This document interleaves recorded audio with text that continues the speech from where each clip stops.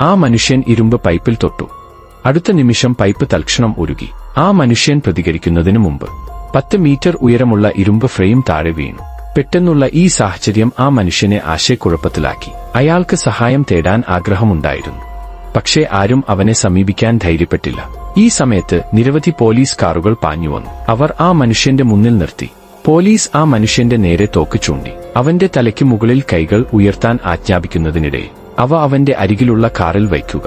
അതിജീവിക്കാൻ ആ മനുഷ്യൻ അത് അനുസരണയോടെ ചെയ്യണമായിരുന്നു. പക്ഷേ അപ്രതീക്ഷിതമായി ആ മനുഷ്യന്റെ കൈകൾ കാറിൽ തൊട്ടു. പോലീസിന്റെ തോക്കും അവന്റെ മുന്നിലുള്ള കാറും. അവ നേരിട്ട് ഉരുകി. എല്ലാ പോലീസുകാരും താഴെ വീഴുന്നത് കണ്ട് ആ മനുഷ്യൻ പെട്ടെന്ന് ഇവിടെ നിന്ന് ഓടിപ്പോയി. പിന്നെ അയാൾ ഒരു പെട്ടിക്ക് പിന്നിൽ ഒളിച്ചു. പക്ഷേ പോലീസ് ഉടൻ തന്നെ അയാളെ കണ്ടെത്തി. തൽഫലമായി ഈ നിമിഷം ഒരു നിഗൂഢ ശക്തി വന്നു. അത് ഗോവയുടെ ഏജന്റാണെന്ന് മനസ്സിലായി.